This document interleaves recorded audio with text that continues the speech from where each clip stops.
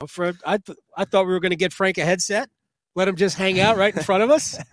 So, do you have a big game feel today? Oh yeah, this is sensational. There's nothing like playoff hockey. I mean, has that ever even gotten remotely old over the years? And the answer is a resounding with caps no. It's terribly exciting, let alone the Carolina blue weather to boot. Oh, it's gorgeous! What a day! I'm sure people will be out here in the next hour to start. We'll go preparing for tonight's game. I want to big picture this. The last couple of months, Carolina, it hasn't been their A game necessarily. Not night in and night out. The record says it. 13, 11, and 1 over their last 25 games. But so a lot of fans have kind of almost resigned themselves to the fact that this is not going to be necessarily a special playoff run. But we've seen signs over the two games against the Rangers, the game against the Lightning here. I thought for 2 periods and then after against Florida, where when they get to their game, they're still capable of beating anybody. And certainly, I agree with you on all those games you mentioned. Certainly the game against the Islanders. Oh, yes. And the game against the Islanders, which was a back-to-back for both teams, beginning of April, what I loved most about that game that I hope applies to this playoff series is Sorokin was phenomenal in the first period in particular, and the Hurricanes, and all teams want to score the first goal. But when the Islanders get in front of the game, it can be very difficult because of the structure that they play with. They have one of the great goaltenders on the planet. And the Hurricanes, after a really good first period in that game, maybe got even better in the second period. And that's where, they stuck with it. Their game didn't change. They eventually get they get in front of the game and they win the hockey game. But of these other games that you rightly mentioned, where it looked the way it should look against quality opponents, Rangers a couple of times, Florida most recently in their last game, that game against the Islanders AG really stuck out big time to me because they didn't change when they got down in the game. And that is the crux of playoff hockey because you're not going to get in front of every game. I do want to ask you about that Islander game because what strikes me about that is it can get frustrating. Carolina got frustrated in the second round of the playoffs last year against Igor Shesterkin. And Sorokin can be the same way. But I thought the first goal that he allowed to Jesperi Kotkaniemi was a little bit of a leaky goal. It was one that he wanted back because looked like he made the save, and then it just kind of found a crack in him and went through. Does that open up your mind to go, look, he's human. We can beat him. Absolutely. And I mean, look at the game winner because Jordan Martinook gets it, and including Ilya Sorokin, in my view, and I feel very confident about this, everybody on the planet thought that Martinook was going to go to your superstar up front, Sebastian Aho, and Sorokin vacated the short side. So, those are 2 short side leaky goals. Yes, he was excellent in the hockey game, but I think that should have a carryover effect that he doesn't have a cape on him because any goaltender is told and taught at a young age with major emphasis that you want to make sure you protect the short side. So the fact that they got 2 short side goals on him and they had to stick with it to get those 2, that certainly makes him look very human. I hope helps them mentally coming into this game tonight. All right, let's just, I want to broad brush what the Hurricanes have been about. This is 5 years in a row. In the first 18 years of being the Carolina Hurricanes, 5 playoff appearances. Nobody's going to diminish what they accomplished in those 5 runs, right? A title, another berth in the Stanley Cup Finals, and a trip to the conference finals in that stretch. But this is 5 years in a row. 3 consecutive division titles, including 2 in this league, in this division, which nobody ever thought they would win. What does that say about where this franchise is right now? It speaks massive volumes. I mean, you speak about those years, and it was the feast or famine portion of the tour, like me at the Taco Bell drive-thru, and and it was great, because you had 2 Stanley Cup Finals, a Stanley Cup championship, 3 Eastern Conference Finals, but to be able to back it up for 5 consecutive seasons, it just resoundingly speaks about the true excellence of who the Carolina Hurricanes are right now. And as I look over to my left, of course, this game will be played, and hopefully many games here in April and into May, and hopefully into June inside, but the Stadium Series, which was just the validation of all validations of what 5 consecutive playoff appearances can do for you. And then I, of course, because I'm an analyst, like you, AG, I think about the first of these 5 playoff appearances and the first home game in the playoffs after 10 years without, and then all of that drama surrounding Alex Ovechkin and Andrei Svechnikov. That right there, down 2-0 in a series, is where the Hurricanes could have completely lost their marbles, and the series could have been over before it ever began. What did they do? They channeled all of that emotion and love for a teammate to the ends of the earth positively, whistle to whistle, playing to their strengths, mental toughness, and instead of it could have been a dagger for Washington in a short series. I felt that was the turning point to eventually beating the Stanley Cup champs at the time. So I look at that template because that's winning hockey. That's winning hockey, to not change the way you play, get more hardened when something like that happens, and channel it in the appropriate way. And they should have a wealth of those experiences because of your question of 5 consecutive playoff appearances. The building, there are any number of, not studies, but opinions out there that home court, home ice, home crowd advantage is overblown. But I 100% believe that the way the crowd and the way this building was in Game 3 gave them a chance to win that game that they wouldn't otherwise have gotten. No. And once they got one, then the belief in the way they played kicked in.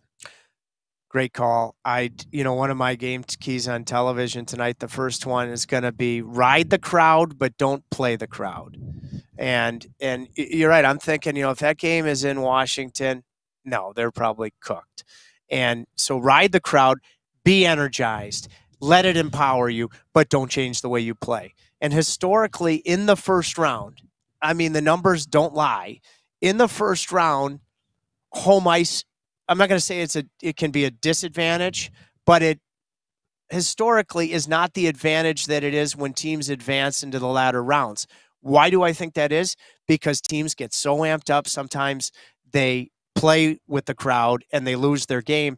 And they're playing, if you have home ice like the Hurricanes have earned once again, you're always going to be playing against a team that's been in playoff mode like the Islanders have for a stretch of time. So their game should already be locked in, and they're coming in on the road, not trying to impress anybody. So those parameters, for me, is why early on in the playoffs, sometimes if you don't have the right mental approach with your energy and your execution, you got to have both, that sometimes, teams with regularity win games on the road in the first round that you simply wouldn't win in the conference final or the Stanley Cup. Last year, Carolina was all good here until Game 7 against the Rangers. Tripp Tracy is with us. Goes without saying, I've talked to Rod Brindamore already about this. They need 86. They need Teuvo Teravainen to fully take advantage, to get the most out of them offensively. They've proven that they can win without offensive contributions from Teuvo and Seth Jarvis. But if they want to advance here, they need him. And new season, new reset, but all indications in Florida were that he is ramping up.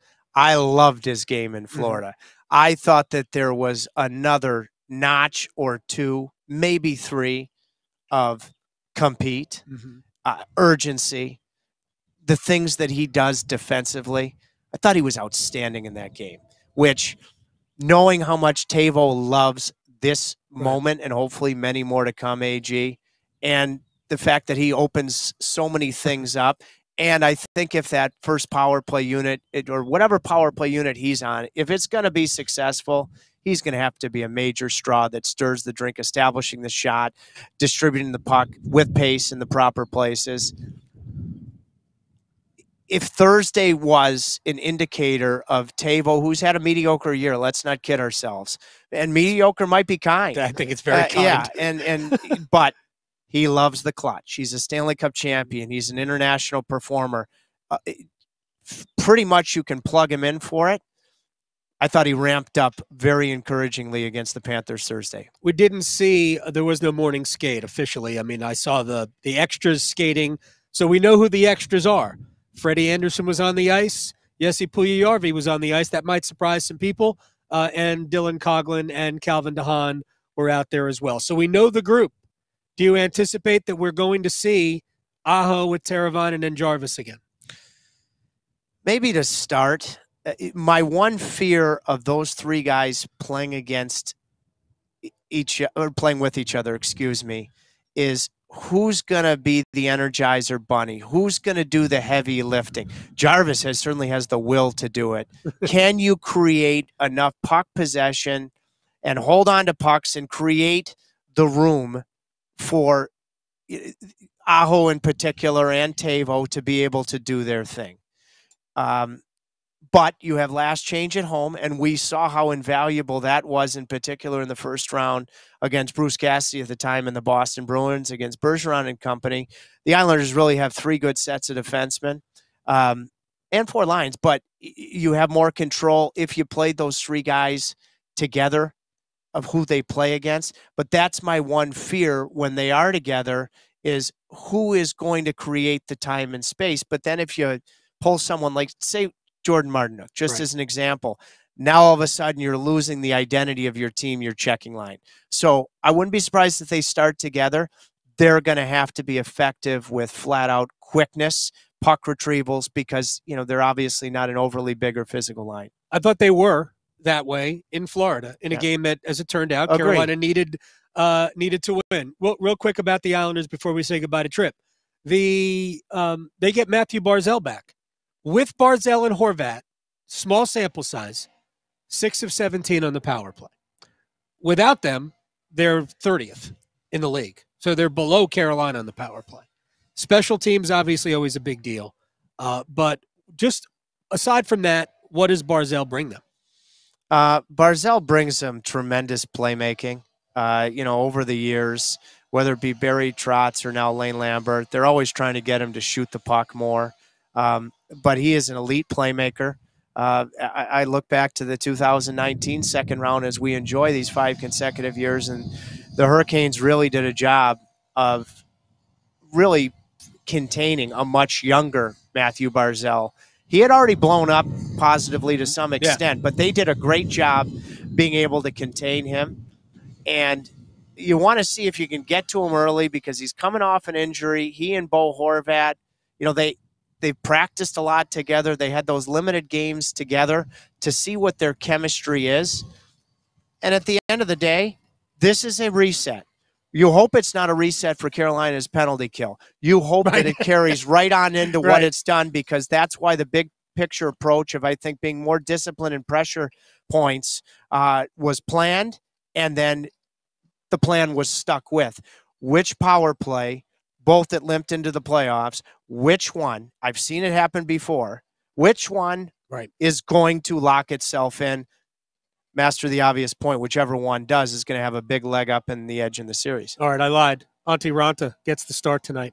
He's earned that over the last, 3 weeks. He hadn't been playing more, at least a month, so he's earned it, though. It's a debatable point. My opinion has been Ranta, he's earned it, in particular at home, but wherever he's been, whatever venue. He played so well in his first, all he could do until Game 7 of the Rangers series was win at home. And I have it in the back of my head. I've referenced the Grubauer to Holtby situation.